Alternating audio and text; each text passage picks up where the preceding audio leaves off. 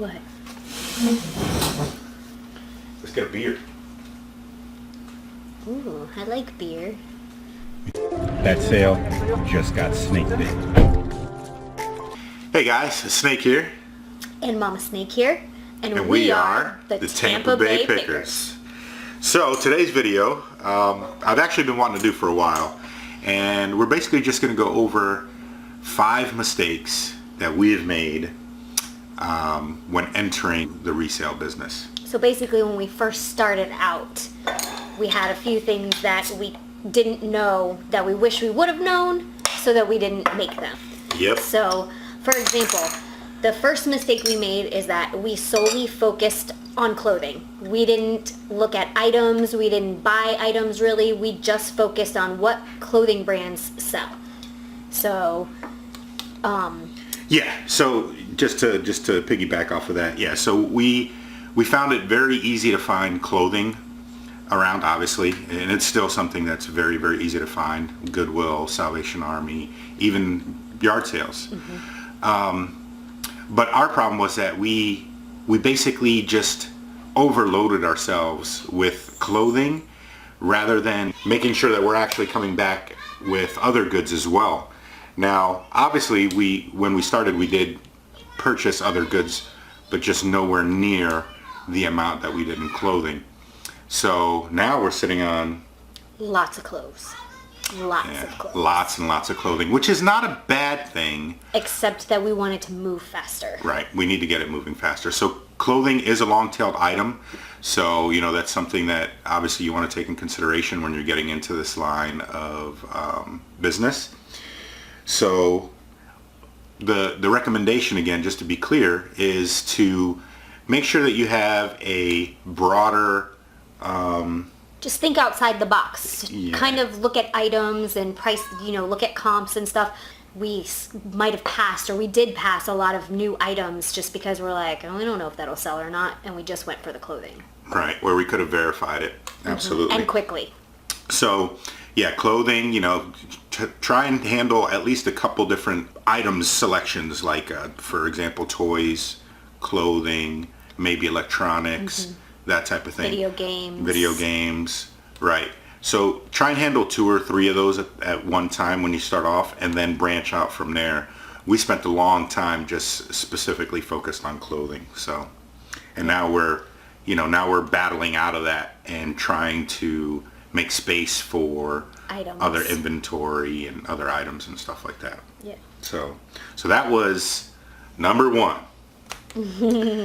Well, let me see, where's the pencil? So that was this one right here, huh? All right. Very first one. We wrote them down. These are not in any specific order or anything like that. So just some mistakes that we made. Now, another thing is that we've made many more mistakes than the 5 that we're going to go over today. But these were, I think, some of the more important ones to definitely take into consideration when you're looking at opening a store. And I think talking about looking at items and different inventory options and things leads us kind of to the next one about not considering the space you need for your inventory. Not only the space for inventory, but then like office space where you're going to do your listing, where you're going to take your pictures. Just knowing like I'm going to have to give up a room in my house, or I'm going to have to give up my garage, or what space ultimately am I okay with saying, oh, I don't really need that space, I can use it for inventory and I can use it as an office space. And so just kind of keeping in mind that as you find more items, you're going to need space, and you're going to need to make sure you organize well enough to find where you put everything too. So yeah, so definitely. So if you plan on getting into the reselling business, if you're not already in the business, the first thing you have to take into consideration is where are you going to put everything?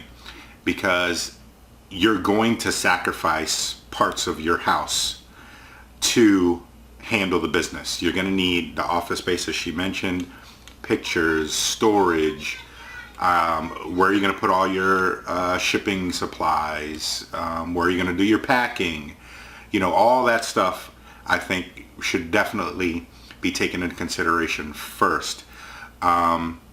And the reason we're saying that is because it was a mistake of ours. When we decided to get into this business, I was just like, let's just jump into it, and We kind of dove in head first. yeah. And then before you know it, it took over our house. I Yes. mean, it took over multiple rooms of the And house, still kind of does. and still does. I mean, like, Yes. we have stuff in our dining room, we have stuff in the garage, we have stuff in our office.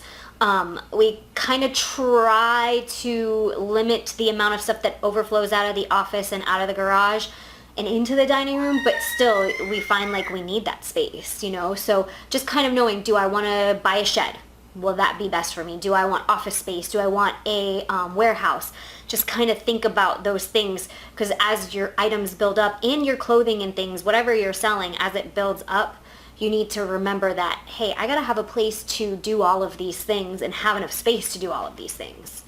You know, Yeah. lying items down flat to measure them, you really have to have a space where you can do that, and the items aren't gonna get dirty, and they're not gonna, you know, be in the way of other things, and you're gonna actually be able to lie them out flat to do that. You know, again, with taking pictures, you need to make sure you have a space that's not only convenient, but also has good lighting too, or that you can put lights around so that you have the lighting. So just some of those things. And then you'll be surprised too, is that once you get into it, and you're like, okay, so we can utilize, let's say, one of our bedrooms as office space, and then we can put in some inventory and stuff like that.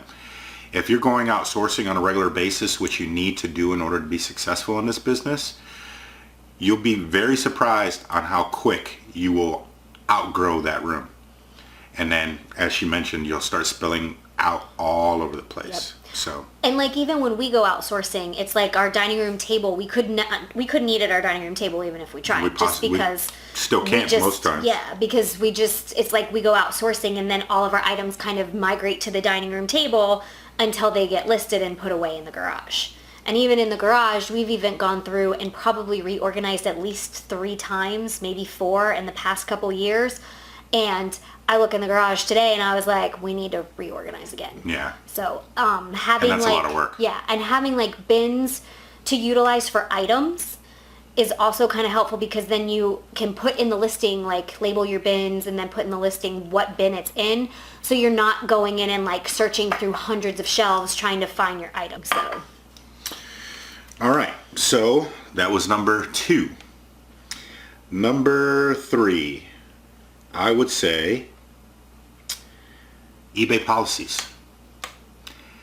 What I mean by that is that you definitely want to make sure that you're doing your homework and studying the eBay policy before opening a store, to make sure that you don't make the mistakes that we're about to explain to you now. So we almost had our eBay store close almost as quick as we had it open. And the reason being is because I did not do my homework with the eBay policies and procedures. So an example would be canceling orders. excessively canceling orders, not like 1 or 2 here and there, but repeatedly canceling items one after another. Yeah. So my thought process was that, okay, so I don't have the item. I'm not going to be able to ship it. I'll just cancel it. Not a big deal. You know, let the customer know, unfortunately, we're out of stock, or whatever the case may be. And, you know, no harm, no foul. Fortunately, eBay keeps track of every single cancellation that you make.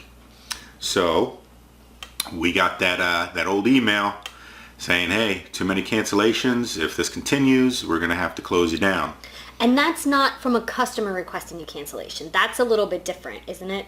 Yeah, if a customer requests a cancellation, then that basically goes on to the customer. But if Just to we clarify. cancel, right, if we have to cancel an order because we're out of stock, then that's on us. So, you know, and again, that's just an example. So there's obviously tons of policies and procedures that we would have nowhere near the time to discuss. But anyway, that's on you. You definitely have to make sure that you go in and you completely understand your obligation to eBay, as well as eBay's obligation to you as a customer of theirs. Shipping is another one, just to kind of give another example. So if you have posted that you're going to ship things within one day, and then let's say you go out of town and you don't change that to let people know you're out of town, that could also put a bad mark on you because you're not shipping within the time frame that you have posted that you're going to ship. So if that's happening on a regular basis, you'll get an email again from eBay saying, hey, you're not doing this. Make sure you know that you fix it or else we're going to close your account. So that's another thing, just to make sure that if you say, okay, I'm going to ship things out within one day, that's my shipping and handling time, make sure you're doing that. Here's the other thing, is that it's much easier to prepare yourself when it comes to eBay's policies and procedures than it is to dig yourself out of the hole that you have the possibility of putting yourself in with making these types of mistakes. You just have to make sure that all your I's are dotted and all your T's are crossed, for lack of a better term. Mm-hmm. Yeah? Yep. Good? Yep. All right, so number 4, making sure that you're not overextending yourself by trying to implement too many things at one time. So like, take your selling one step at a time. So start out maybe with eBay, selling a few items, get a handle on how eBay's policies work and how you want to run your store and stuff on eBay, and then look into branching out to other things such as like doing Amazon or trying out drop shipping, any of those other things. Make sure you have a handle on one thing before moving on to another thing, because you don't want to spread yourself too thin and make mistakes. Yeah, so that was another mistake that we made, is that when we jumped in, we kind of touched base on it earlier. We jumped in 2 feet first, no thought process as to what we're leaving behind. And just to further explain what I mean by that is that I went from, all at one time now, I went eBay, clothing, garage sales, to wholesale, to drop shipping, I mean, the whole kit and caboodle, all at once. And before you knew it, if I had hair, I'd be pulling it out. Yeah, he was too overwhelmed, so he wasn't sleeping, and I was working 16, 17. I was maybe sleeping about 3 hours a night, yeah, if that. And I was, just trying to figure out how to make as much money as quickly as possible, and that really wasn't the way to go about it. You really need to take your time, decide which avenue of the reselling business you want to tackle first, and once you feel comfortable enough to add on to your pile, for example, let's say going from eBay to Amazon FBA, then by all means do that. But definitely don't try. My recommendation would be not to try and handle or take on all of the different reselling avenues all at the same time. Yeah, you need to really, and not master it, but be comfortable in one area before extending to another. That way you don't find yourself in that same position where you're doing so many things, but then you're not taking care of yourself too, because it's important that you take care of yourself as well. Yeah, I was actually miserable. I mean, I can't say I was actually miserable, because I like working and I like making money, but I would say it was unhealthy. Yeah, that'd be a better way to explain it. It was definitely unhealthy. Lack of sleep. He was not in a good mood. Yeah, I wasn't in a good mood most of the time. Just to reiterate, I know that a lot of you out there look at that, the money aspect, the potential of profit, which is good, right? That's why we do this type of thing. Is obviously to make money. Not only for the love of it, because we like to thrift, right? We like to source.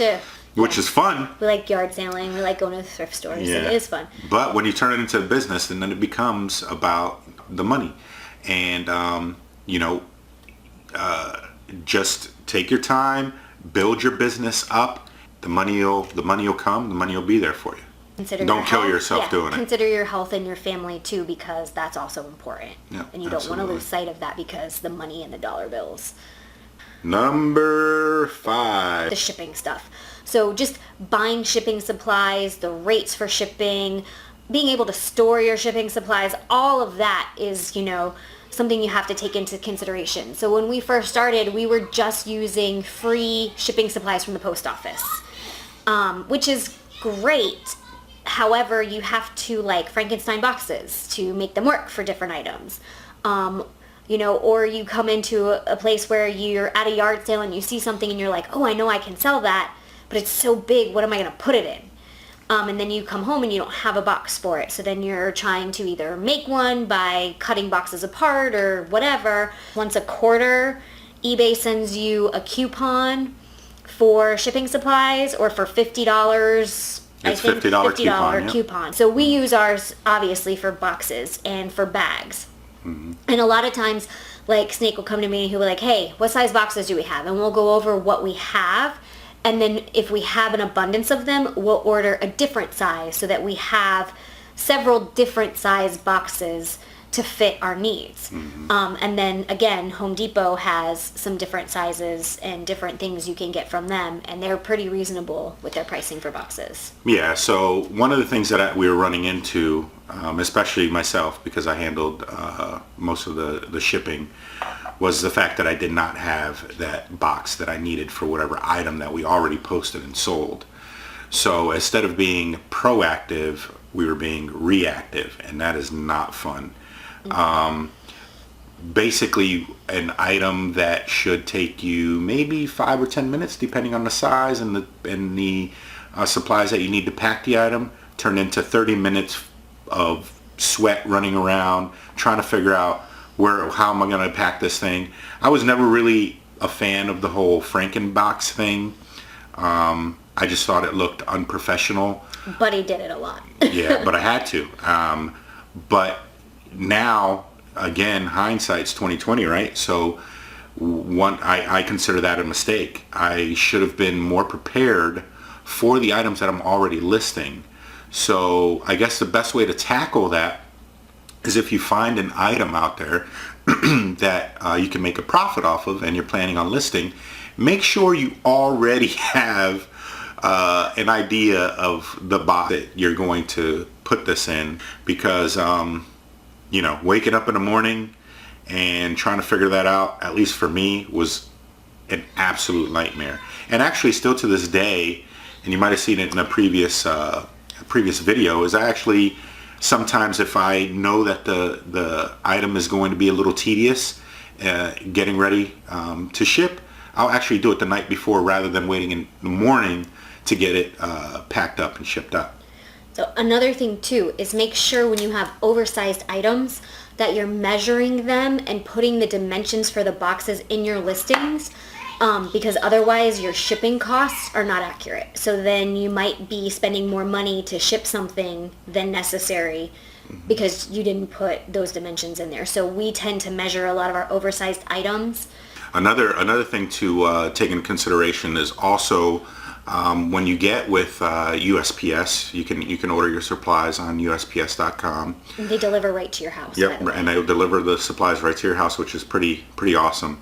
But also take some time to study their boxes and some of their policies and procedures as well, because as an example, there's region A boxes and region B boxes, which can potentially save you money when it comes to shipping. And that was another mistake that we actually made. I basically used the more general size boxes, not really understanding what a regional A or a regional B box was for. So we didn't really utilize them until obviously I figured it out, and I'm like, wait a second. I should have been shipping, to this area using that regional box B and saving a couple dollars, on each shipping. And at the end of the year, that can definitely add up. Mm-hmm. Yep. The other thing too, because I just thought about it since we're talking shipping, make sure you check other avenues for shipping as well. Don't just rely on USPS, because sometimes they're not the best way to ship it. Sometimes FedEx is better, or UPS is better too. So, and then I think there's another one, Pirate Shipping or something. Pirate Ship, yeah. So a lot of you should know about that, but so just make sure you're checking all avenues before you ship things, because you might be able to save yourself and the buyer a little bit of money by shipping through a different avenue. Mm-hmm. Yeah, if you guys don't know about Pirate Ship is really cool. You can actually also ship internationally with pirate ship. So look into that, and that is another avenue that could potentially save you some money. And also, don't be afraid to use FedEx as well, which is part of the eBay shipping platform already. It is a pain because you have to take the item to the post or to Well, it's a pain FedEx. for us. Yeah, because we're used to, we ship our things usually through the post office, and they just come to our house and pick it up, which is great because then we can just put it outside and be done. But for FedEx, we have to go to the location and drop the item off. Here's a little tip for you that you just reminded me of as well. I love when that happens. Yeah, if you're having problems, if you actually utilize the postman or postwoman to pick up your packages from your house or whatever the case may be, and you find that, let's say, your normal UPS person, USPS person, sorry, they may have had a day off, and then they completely miss your shipments. Yeah. So one thing that we have found that is that helps with this is that you can actually go into USPS.com and you can actually schedule your pickup January 1 of whatever year all the way to the end of the year. So what we do is that I go in at the beginning of the year and I put in at least one package to be picked up every day until the end of the year. And then so that way, no matter if your normal USPS person is there or not, whatever person is taking their place, they have an order to check your front door. So because we've had instances where we've had somebody who wasn't our normal USPS person come to the house and not pick up our packages, and then we have to scramble to make sure we get it to the post office that day. So you can also reach out to your managers, the manager of the USPS location, and say, hey, listen, I need to make sure that these items are picked up every single day, and I would, is it okay if I just go in there? It should be, because it's part of their process anyway. And like I said, you can go to USPS.com and schedule it, but just say, hey, I'm putting down one item just to make sure that you guys check for anything, make sure that we don't have any shipments going out. But I just want to make sure it's okay with you that, if there's 5 items there, that the post person doesn't freak out and is like, hey, well, this is, it only says that I'm supposed to pick up one item. Where are these other 4 items? So I want to circle back though, because I think we missed, we didn't quite explain a part of this particular issue here, and that's when we were talking about FedEx. So don't be afraid to use FedEx, and because it can save you tons of money on larger items compared to USPS. But we were saying that it was easier for us because of the fact that we don't have to go to the post office every day. It's picked up here at the house, obviously, as we just explained, but FedEx does not. So we actually have to take it to a FedEx location. Those of you who don't know, if you have a Walgreens around your area, Walgreens does accept FedEx packages. I didn't know this until yesterday. Really? I didn't. Because I told him, I'm like, oh, I found a FedEx. It's right around the corner from us, only, a minute away. And so we get over there and he's like, well, where is it? I'm like, well, we're pulling in, there's a Walgreens. And he's like, oh, well, that's where we drop it off. I was like, Walgreens? I didn't know Walgreens accepted FedEx packages. That's news to me. So I think that's it, right? Until next time, because I'm sure we'll come up with some other mistakes we've made. Yeah, well, there's, like I said, there's tons of mistakes. You just got to roll with the punches and do your best. And, this video, we just wanted to take the time, as I mentioned earlier, to try and help you guys avoid some of these things. So, again, you're going to run into probably all kinds of things. There's probably 5 things that you can probably tell us about that, mistakes that you have made that we haven't quite experienced yet. So, but I'm sure one day we will. Yeah, I'm sure we will. So. All right. So I think that's it. I hope you guys enjoyed the video. To share those mistakes that they've done. Oh, by all means, yeah. That way we may, not do them in the future. That would be nice if we don't make mistakes. Yeah. So by all means, if you guys have some mistakes that you guys have experienced that you think is very, very important that others should know, go ahead and comment down below. Yes, let us know. Do. Yep. We're always looking for tips and, things not to do, things that have worked. So. All right. So don't forget to like, share. Like, subscribe, and share. He has to have it in that order. Until next time. Until next time. Bye.